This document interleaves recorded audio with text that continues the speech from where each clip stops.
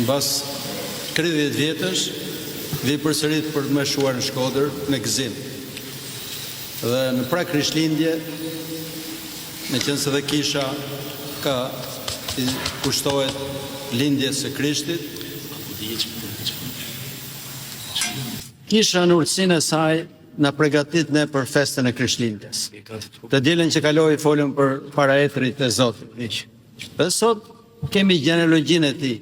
Përse kisha kërkon që të përgatitet? Sepse çdo ngjarje e madhe kërkon një përgatitje.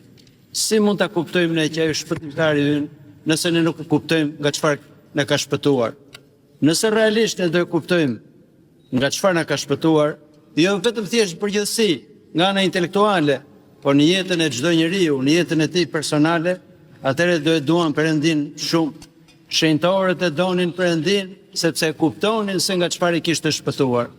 Prandaj dhe kisha na përgatit ne për këtë gjë. Në 10-ën e vjetër është një episod. Përpara se Perëndia të jepte ligjin Mojsiut, i kërkon që të thot popullit që të përgatite. 3 ditë të agjërojnë, të rrinin larg grave të tyre, të lanin rrobat e të afroheshin afër malit, sepse vetëm Mojsiu do ngjitej në malin e sipër. Ne në pritjen e Zotit duhet bëjmë një përgatitje akoma më të gjatë. Prandaj dhe kisha ka vendosur një kreshmë 40 ditore. Dhe kreshma nuk është çështje diete. Hahet ky ushqim, sa e ushqim, është një pjesë e kreshmimit.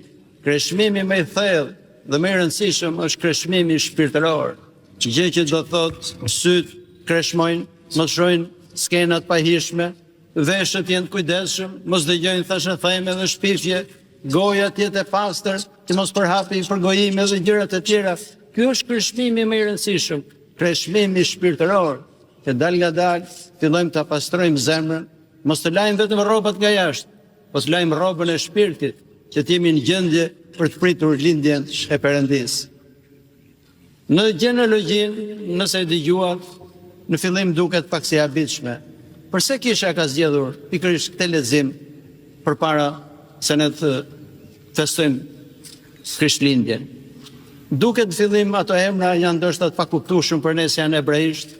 Por nëse do i shohim gjithë kuptimet e emrave, do kuptojmë që është historia e shpëtimit tonë, është historia e paraardhësve të Zotit. E para na tregon që Zoti lindi në mish. Perëndia i amshuar, biri i Atit përjetshëm, erdhi dhe u bë si njëri nga ne për shpëtimin tonë. Dhe gjithë emrat, nëse dikush do i lexojë në hebraisht, e do kuptoj kuptimin aty në emrave, tregon dhe përgatitjen që është bërë në shekuj për pastrimin e racës njerëzore, derisa sa e tërshenjta lindi Krishti. Emrat e tyre na tregojnë 2 gjëra. Na tregojnë përmbushjen e profecive. Gjithë profetët që kishin predikuar për lindjen e shpëtimtarit, pikërisht për janë edhe në këto emrat e këtyre paraardhësve të Zotit. Dhe për më tepër na tregojnë diçka shumë të rëndësishme. Diçka që duhet ta mbajmë gjithë në vesh gjithmonë. Nëse do e lexoni me kujdes, në gjenealogjitë hebreje nuk përmendeshin gratë asnjëherë. Në këtë gjenealogji ne kemi 4 gra që përmenden. E këto të 4 kanë një histori të veçantë, është. Tamara bëri incest. Rahabi ishte prostitut. Ruthi ishte një e huaj, që për Izraelin atë kohë i huaj i pagani ishte diçka që nuk mund të afrohej. E ëma Solomonit, gruaja e Davidit, që lindi, bëri shkelje kurore. Dhe Davidi vrau Urian, burrin e saj, për ta marrë atë për grua. Përse kisha e ka regjistruar pikërisht këto? Pikërisht për ta treguar ne që Zoti erdhi për të shëruar të gjithë, të shenjtët, të drejtët dhe ata që janë mëkatarë. Dhe natyra njerëzore është e prekur nga këto gjëra. Në çdo familje, në çdo fis, në çdo gjë ka pasur njerëz të ndryshëm, të drejtë dhe të padrejtë, njerëz që ishin bujar dhe njerëz që ishin koprac, njerëz që ishin me zemër shumë të madhe dhe njerëz që ishin zemër ngushtë, njerëz që ishin shenjtor e njerëz që ishin mëkatar. Zoti erdhi për të shëruar të gjithët, për të përfshirë gjithë natyrën njerëzore, sepse në natyrën njerëzore ne shikojmë rënien e saj.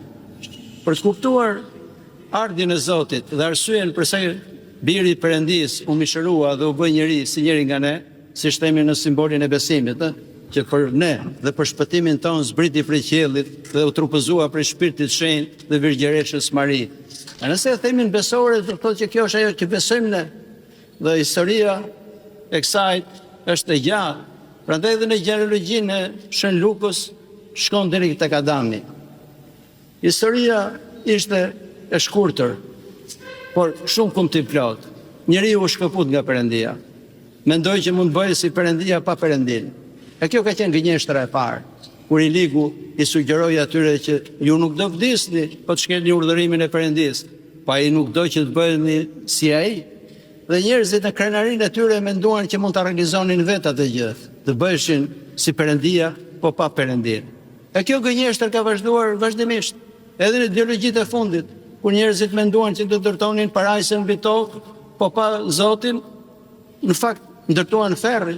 Çdo gjë që kanë bërë njerëzit për ndërtuar diçka të lumtur në këtë botë, siç mendonin ata, po duke përjashtuar Perëndin, do sjellin të kundërtën e asaj, sepse ne nuk mund ta bëjmë këtë pa Zotin. Në Ungjillin e Shën Johanit, Krishti thotë të fjalë: pa mua s'bëni dot asgjë. Nuk thotë që do bëni disa gjëra të vogla, por nuk bëni dot asgjë. Ne nuk mund ta ndërtojmë asgjë nëse Perëndia nuk do jetë pranë nesh. Nëse Perëndia nuk ndërton, shkruan psalmisti, më kot përpiqen ata që ndërtojnë. Dhe shpeshherë ndodh kjo gjë. Përpiqen njerëzit, bëjnë gjithçka, ndërtojnë, nëse nuk do jenë vlerat që vijnë nga mësimi i Zotit, ata nuk do qëndrojnë, do shkërmoqet e gjitha. Prandaj dhe Ungjilli i sotëm dhe Ungjilli vazhdimisht që lexojmë ne na kujton pikërisht për këtë gjë, që ne nuk mund shpëtonim dot vetëm nga vetja jonë. Dhe njerëzit duke u shkëputur nga Zoti, nuk është vetëm thjesht kuptimi legalistik, që bën një gabim, do shlyesh gabimin dhe mbaron. Ishte një shkëputje e një marrëdhënie. Njerëzit u shkëputën pikërisht nga Perëndia, e duke u shkëputur natyra njerëzore, e cila ishte krijuar për të qenë e përjetshme, u ndryshua, u dobësua. Gjë që thot atë që kishte thënë Zoti që nëse do hanin nga ajo gjë do vdisni, ndodhi me të vërtetë. Njerëzit tani mund të vdisnin. E natyra e rënë që trashëgon çdo njeri nga ne është pikërisht natyra që Zoti erdhi për ta ringritur përsëri. Zoti u bë si njeri nga ne për të restauruar përsëri natyrën tonë të rënë, sepse ne nuk mund të restauronim dot. E nëse lexojmë emrat e gjenealogjisë, do shikojmë të shpresë të vazhdueshme. Në gjithë botën, në mënyrë të trubull apo të qartë, ekzistonte gjithmonë shpresa dhe dëshira për ardhjen e një shpëtimtari. Por tek populli i Izraelit, Zoti e bëri më të qartë atë. Zoti thirrri Abrahamin për të krijuar një popull që të ishte dhe ta mbante memorien e Perëndisë, sepse popujt e tjerë kishin humbur atë gjë, dal nga dal ishin larguar nga ajo. Dhe Zoti erdhi dhe u bë si njëri nga ne, pikërisht për ta ringritur përsëri. Nëse do të ndjejmë të në shpirtin tonë, jeta jonë do fillojë të ndryshojë. E duhet kuptojmë që njerëzit kanë nevojë të gjithë, dhe ata që mendojnë se janë të drejtë. Ndoshta mund të jenë të drejtë krahasim me disa të tjerë, po pranë Zotit nuk duken ai shumë të drejtë. Dhe një nga shenjat më të mëdha të shenjtarëve është pikërisht kjo gjë, që ata fillojnë dhe kuptojnë që diçka nuk shkon mirë brenda tyre. Kuptojnë që janë mëkatarë, kuptojnë që janë të smur. E duke kuptuar që janë të smur, ata e kërkojnë mjekimin. Dhe Ungjilli është mjekim. Të gjithë porositë që jep Zoti janë për të mirën tonë, dhe ndalesat e shumta, mos vill, mos vrit, mos bëj shumë gjëra, mos shkel kuroren, nuk janë për të na dënuar ne, po janë për të na çliruar ne. Gjithmonë duhet kemi parasysh që shumë pengesa nuk janë për të penguar lirinë tonë, po janë për të na dhënë lirinë e vërtetë. Jep gjithmonë si shembull një diçka. E shikoni rrugët malore që kanë ato muret anash, ata nuk janë për të kufizuar lirinë e shoferit, po janë për ta mbrojtur që mos bjerrin gremin. E njëjta gjë janë gjithë porositë që jep Zoti, janë për ta mbrojtur ne që mos biem në gremin. Duke shkelur porositë e Zotit e duke hequr këto nga jeta jonë e përditshme, shikoni se si është bërë bota sot. Dashuria është larguar, gjithë kundër të gjithëve, ambicie, zilira, egoizëm, vetëm për vete të gjithë. Një krishter nuk mund të jetë vetëm për vete. Që në shekullin e 2 Tertuliani në Rom shkruan këtë fjalë: unus Christianus, nullus Christianus.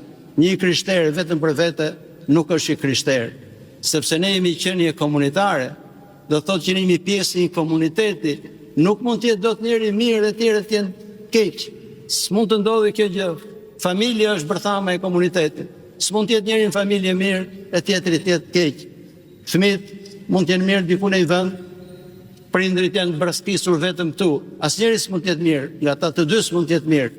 Duke qenë qenie komunitare, ne kemi përgjegjësi për njëri tjetrin. Prandaj dhe Zoti erdhi për të dhënë ndërgjegjen e plotë të njeriu si një qenie komunitare. Ne kemi përgjegjësi jo vetëm thjesht për jetën tonë, po dhe për jetët e njerëzve që janë rrotullesh. Mos e dëgjoni shpeshherë teoritë që kanë dalë sot në botën moderne. Është jeta ime, bëj çfarë dua, është trupi im, bëj çfarë dua. Jeta e para nuk është e jotja, është një dhuratë nga Perëndia. Dhe e dyta nuk është vetëm e jona, sepse jeta e një fëmije prek jetën e prindërve. Jeta e prindërve prek jetën e një fëmije. Ne jemi të pandarë nga njëri tjetri. Prandaj dhe nëse bëhemi egoist vetëm për vete, do bëhet kjo botë që shohim ne sot. Të gjithë vetëm për vete, e të gjithë kanë mbetur vetëm. Dhe një qenia njerëzore nuk mund të jetë e mbushur plot duke qenë vetëm. Ne jemi pjesë e një komuniteti. Edhe nëse do jemi vetëm fizikisht, përsëri jemi pjesë e një komuniteti më të gjerë. E Zoti erdhi pikërisht për ta ngritur këtë gjë. E mesazhi i Krishtlindjes pikërisht kjo është, që Krishti hapi rrugën për restaurimin e gjithë secilit nga ne. Që do thotë gjithë secili nga ne duhet filloj të pastrojë zemrën e tij. Mos maj dëshira dhe mërira në zemër, mos ketë smir për tjerët, mos ketë inate për njerëzit që janë rrotull ti.